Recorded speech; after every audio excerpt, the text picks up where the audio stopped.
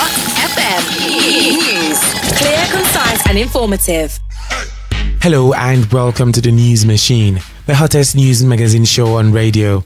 We are reaching you from Hot FM stations in Lagos on 93.3 FM, Hot FM Abuja 98.3 FM, and Hot FM Owerri 99.5 FM. 7 a.m. to 7:15 a.m. Monday to Friday. I am Otobong Nkanta. This morning on the News Machine, Niger coup defense headquarters says we've received no military intervention order yet. Nigeria, UK commit to build strong investment links to unlock jobs and prosperity. Oil theft, Rivers NSCDC impound bus with illegally refined petroleum products. We will also be linking up for the voices in the news. The News Machine will be back after these messages. Now you can get your news on. Hot, fresh, exciting, and exclusive. The News Machine. Reaching you at the same time in Lagos, Abuja, and Owerri. 3 stays for the price of 1. Monday to Friday, 7 a.m. to 7:15 a.m. The News Machine. More than just news. Hot FM. We are more than just radio. Welcome back to the News Machine. The Military High Command has said that the Armed Forces of Nigeria is yet to receive any order from the appropriate authorities to commence military action against the military junta in the Republic of Niger as alleged in the media. This was contained in a statement made available to defense correspondents in Abuja by the Acting Director of Defense Information, Brigadier General Tukur Gusau. The statement pointed out that the military is yet to receive any order from the appropriate authority to commence military action against the military junta in Niger. It said military option was the last option to be taken in case every other option fails to reverse the situation and return the government of the Republic of Niger to constitutional order. It declared that the armed forces of Nigeria cannot proceed on any operation in any of the member states of ECOWAS without the mandate from the authority of heads of state and government. The United Kingdom's Foreign Secretary James Cleverly has assured that the UK will further deepen its strong bilateral relations, continue to build future investment links, and collaborate with Nigeria to ensure the country's economic potential is unlocked. The UK Foreign Secretary said this after a bilateral meeting with the Nigerian President Bola Tinubu in Abuja. He noted that Nigeria has a strong capacity to attract more investment to fuel its economic activities, generate profit, and unlock jobs and prosperity for ordinary people, both home and abroad. And we committed to work even more closely still on important issues of defence and security, of trade and investment, and we committed to ensuring the UK and Nigeria meet regularly and formally at ministerial level and senior official level to ensure that the good, strong foundation stone upon which the bilateral relationship is built is enhanced even further. I observed that the level of innovation that I witnessed yesterday provides, I think, Nigeria a very strong platform for increasing its importance both across the continent of Africa and globally, and that I felt that it was in the UK's interests to continue our strong partnership with Nigeria. United Kingdom's Foreign Secretary also backed the actions taken so far by President Bola Ahmed Tinubu and the Economic Community of West African States ECOWAS to restore peace, stability and democracy in Niger Republic and the region at large. It's no longer news that the labor unions have called off the nationwide protest over fuel subsidy removal and increase in the price of petrol. But as the protest took place, one man in Ibadan, Oyo State, took a different approach by staging a one-man anti-protest. He expressed his concern that the widespread protest might not be the most effective way to address the issue. He warned that it could potentially crumble the economy. The man's name is Taufik Amal. Me myself, I'm part of Nigeria. We are all feeling the heat. But the federal government have taken their position. If they are going to reside from that position, I've written many tests. Even I've written to the presidency on my own capacity and what I've been doing as an NGO. that they should reverse that welfare subsidy. But federal government have taken their position. That's what they want to do. What I expect us as a civil society, labor union to do is to assist and help the federal government in order to bring succor to this country. We need to come up together and provide solution how this problem will be solved. It's not about strike. What the strike we brought about or bring to this nation is more hardship. Because if you go to the strike, it means that you are paralyzing all activities of the.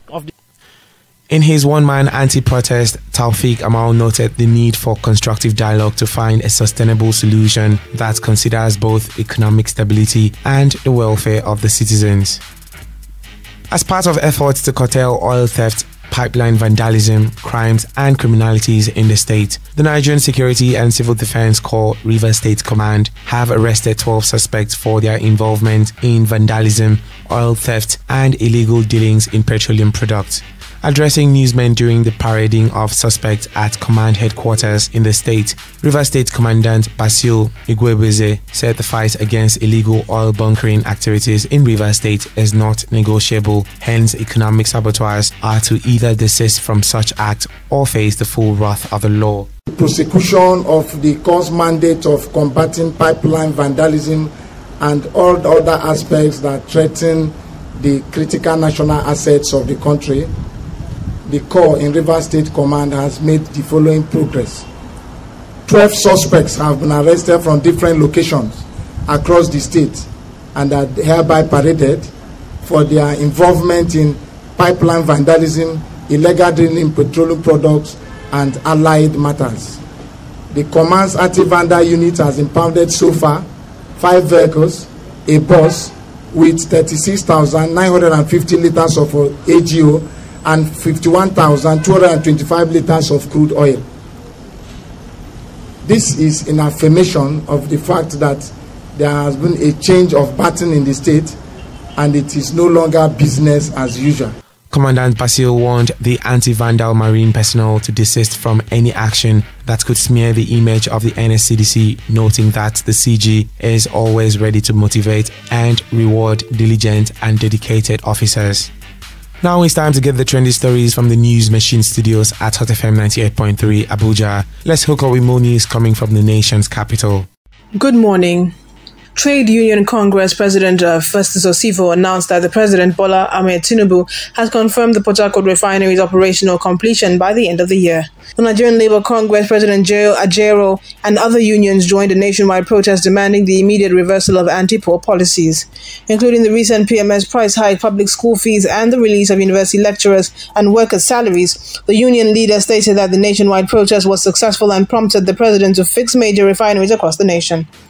They had previously been told that the entire Port Harcourt refinery would come on stream by the end of this year. However, they now believe it is possible to achieve this feat with additional information.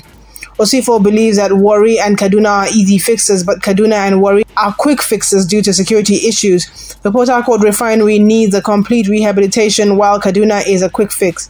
Warri is ahead of Kaduna, but they have not provided a clear timeline for mobilization.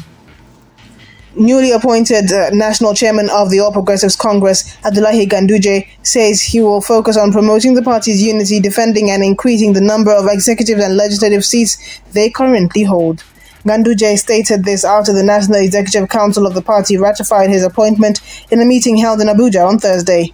The former Kano State Governor emerged the chairman after Abdullahi Adamu resigned voluntarily recently alongside the National Secretary Iola Omishore. Delivering his speech, Ganduje noted that under his watch, internal democracy will be strictly adhered to, with a deliberate policy to engage in wider consultations and making party functional through the year.